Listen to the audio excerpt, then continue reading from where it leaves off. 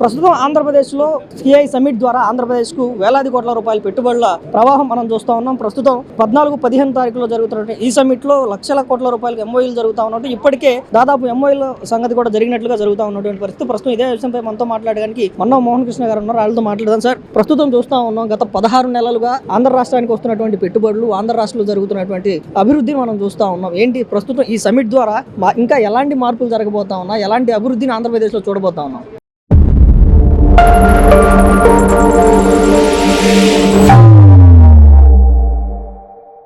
గత సంవత్సరన్నర కూటమి పాలనలో మళ్ళా రాష్ట్రానికి మళ్ళా మంచి రోజులు వచ్చాయి. మళ్ళా పెట్టుబడులు ఒక ప్రవాహంలో వస్తూ ఉన్నాయి. మళ్ళా ఉద్యోగాలు, ఉపాధికి మళ్ళా అవకాశాలు పెద్ద ఎత్తున పెరుగుతూ ఉన్నాయి. అంతకుముందు 5 సంవత్సరాలు వైసీపీ పాలనలో ఇక్కడ కొత్తగా రావడం నుంచి ఉన్న కంపెనీలే పక్క రాష్ట్రాలకి పారిపోయే పరిస్థితి చూసాం. రాష్ట్రానికి మళ్ళా మంచి రోజులు వచ్చాయి. మళ్ళా నారా చంద్రబాబు నాయుడు గారు ముఖ్యమంత్రిగా ప్రమాణ స్వీకారం చేయగానే, అలానే నారా లోకేష్ గారు ఐటీ శాఖ మంత్రిగా బాధ్యతలు చేపట్టగానే మొత్తం మళ్ళా కొన్ని పాత కంపెనీలు, ఇప్పుడు లూలు లాంటి వెళ్ళిపోయిన పాత కంపెనీలు మళ్ళా వస్తూ ఉన్నాయి. అదే కాకుండా కొత్త కంపెనీలు, అనేక కంపెనీలు, ఇప్పుడు దిగ్గజ కంపెనీలు ఆల్రెడీ చూసాం. మొన్న గూగుల్ 1 కాదు 2 కాదు దాదాపు 15 బిలియన్ల భారీ ఇన్వెస్ట్మెంట్ ఇక్కడ మన రాష్ట్రంలో పెట్టబోతోంది. ఇంకా అన్ని టీసీఎస్ చూసాం, రిలయన్స్ చూసాం, మైక్రోసాఫ్ట్ లా అనేక దిగ్గజ కంపెనీలతో పాటు ఇంకా అనేక కంపెనీలు మన రాష్ట్రీయంగా, అలానే దేశీయంగా, అంతర్జాతీయంగా కూడా పెద్ద ఎత్తున కంపెనీలు రావటం మొదలైంది. దీనికి ప్రధాన కారణం సిబిఎన్ బ్రాండ్ ఇమేజ్ అభివృద్ధికి తార్కాణం చంద్రబాబు నాయుడు గారు అనేది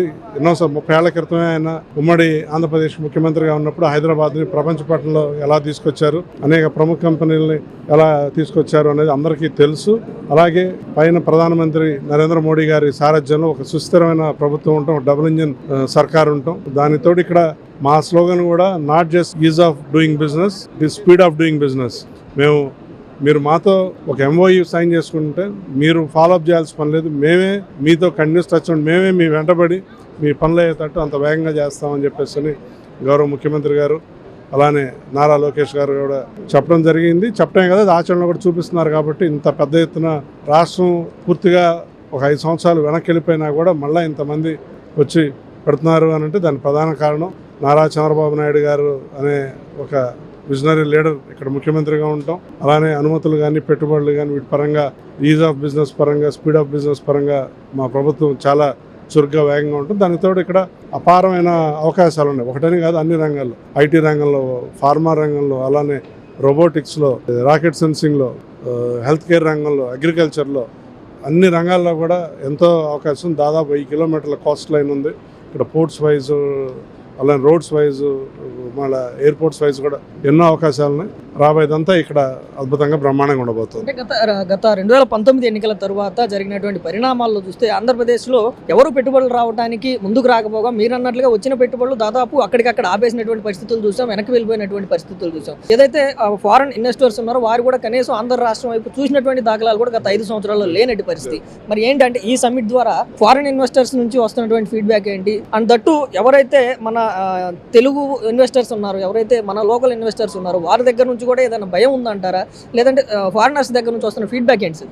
మా తెలుగుదేశం ప్రభుత్వం, ఎన్డీఏ కూటమి ప్రభుత్వం అధికారంలోకి వచ్చిన మొదట్లో కొంతమంది మళ్ళా ఆ మంచి రోజులు వస్తాయా, 2014, 2019 ఉన్న మంచి రోజులు వస్తాయా అనే సంశయం కొంత ఉన్నమాట మాత్రం వాస్తవం. ఎందుకంటే 2019, 2024 విధ్వంసం చూశారు.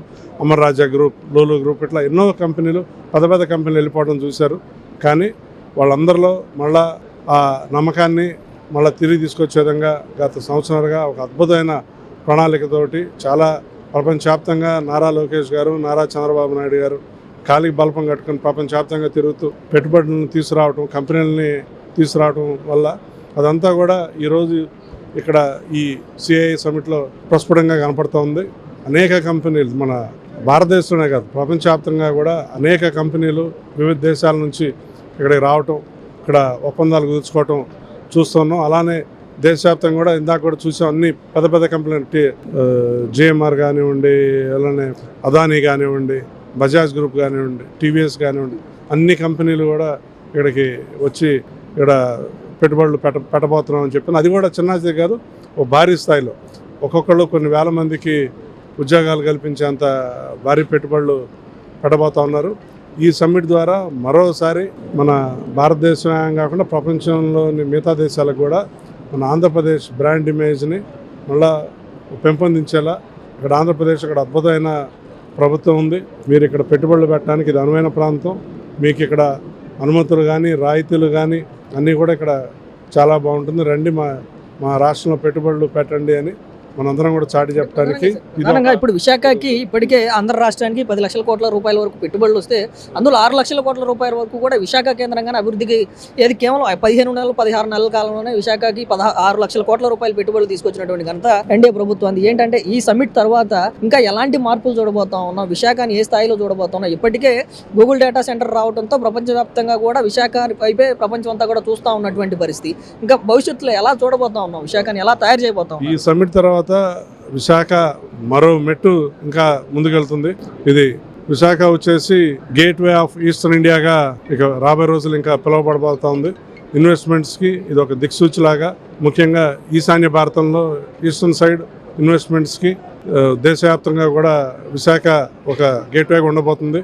ఫైనాన్షియల్ క్యాపిటల్ ఆఫ్ ఆంధ్రప్రదేశ్గా విశాఖపట్నం ఉండబోతా ఉంది. ఇక్కడికి వచ్చిన అనేక కంపెనీలు రాష్ట్రంలో పెట్టుబడులు పెడుతున్నప్పటికీ అనేక కంపెనీలు ఇక్కడ విశాఖపట్నంలో పెట్టుబడులు పెడతామని చెప్పేసి ఇప్పటికే వాళ్ళు ప్రకటించున్నారు. ఈ సమ్మిట్ తర్వాత విశాఖ మరింత ఉన్న సైకిల్ బలంగా నమ్ముతున్నాం. మనం చూసాం సార్ 2019 ఎలక్షన్ తర్వాత కూడా మేము గ్లోబల్ సమ్మిట్ పెట్టాం, కొన్ని లక్షల కోట్ల రూపాయల వరకు పెట్టుబడులు తీసుకొచ్చామని చెప్పి అప్పుడున్నటువంటి ఐటీ మినిస్టర్ గుడివాడ అమర్నాథ్ కానీ చీఫ్ మినిస్టర్ జగన్మోహన్ రెడ్డి కానీ అనేక సార్లు పదే ఒక్కసారి పెట్టినటువంటి సమ్మిట్ని ప్రతి అసెంబ్లీ సమావేశాల్లో మాట్లాడుకున్నటువంటి పరిస్థితి. అక్కడ 1000 కోట్ల రూపాయలు తెచ్చాం, ఇక్కడ 1000 కోట్ల రూపాయలు తెచ్చాం.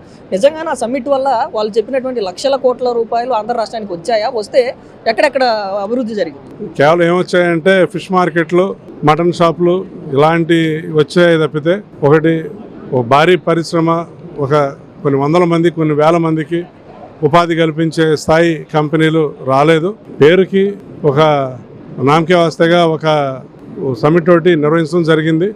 ఏమాత్రం ఒక అభివృద్ధి అంటే ఓనమాలు తెలియని ముఖ్యమంత్రి, అలానే ఐటీ మంత్రి గుడివాడ అమర్నాథ్, అలానే జగన్మోహన్ రెడ్డి ఆనాడు ఆ ప్రభుత్వంలో ఉన్నారు. ఎలా అంటే అసమర్థులు అధికారంలో ఉంటే ఎలా జరుగుద్దో అలానే జరిగినవి. ఏమాత్రం కొత్త పెట్టుబడులు రాలేదు, కేవలం ప్రచార ఆర్భాటమే తప్పితే ఎక్కడ ఉద్యోగాలు లేవు, ఉపాధి లేదు. ఇంకా ఉన్న పరిశ్రమలే వెనక్కి వెళ్ళిపోయిన పరిస్థితి.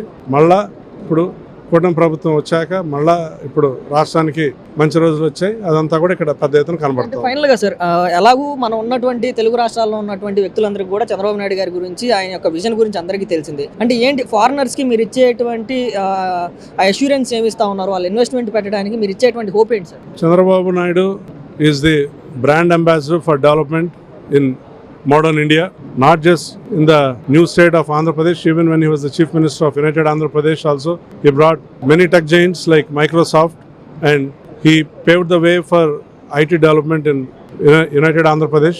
ఆనాడు ఆయన ఐటీ రంగంలో తీసుకొచ్చిన విప్లవాత్మక సంస్కరణలు, మార్పుల వల్ల అనేక ఐటీ కంపెనీలు ఇక్కడికి వచ్చి పెట్టి, ఆ తర్వాత అనేక పెద్ద కంపెనీలు వచ్చి హైదరాబాద్ని ఉమ్మడి ఆంధ్రప్రదేశ్ని ఒక ప్రపంచ పటంలో తీసుకొచ్చిన విజనరీ లీడర్ నారా చంద్రబాబు నాయుడు గారు. నారా చంద్రబాబు నాయుడు అంటే ఒక అభివృద్ధికి బ్రాండ్ అంబాసిడర్ అనేది దేశవ్యాప్తంగా ఉంది. సాక్షాత్తు ప్రధానమంత్రి నరేంద్ర మోడీ గారు గతంలోనూ చెప్పారు, ఇటీవల కూడా చెప్పారు, నేను అభివృద్ధి ఎలా చేయాలి అనే దానికి నేను ఫాలో అయ్యే లీడర్స్లో అతి ముఖ్యులు నారా చంద్రబాబు నాయుడు గారు. ఆయన ముఖ్యమంత్రిగా ఉన్నప్పుడు ఆయన ఏం చేస్తున్నారో ఆయన చూసి మేము కూడా నేర్చుకోవడానికి, తెలుసుకోవడానికి నేను పర్టికులర్గా ఒక టీమును కూడా నేను గుజరాత్ నుంచి, ఆయన గుజరాత్ ముఖ్యమంత్రి ఉన్నప్పుడు పంపించడం చేశానని కూడా చెప్పారు. సో నారా చంద్రబాబు నాయుడు గారు ఆయనకు అభివృద్ధి కొత్త కాదు, గతంలో చేశారు, మళ్ళీ ఇప్పుడు కూడా చేస్తున్నారు. మరోసారి అది ప్రస్ఫుటంగా కనపడుతుంది. I request all investors to come and invest in Andhra Pradesh. Andhra Pradesh is the sun rise state of India, the most happening place, the most happening state. Please come and invest in Andhra Pradesh. Let's work together, let's collaborate together, and let's progress together.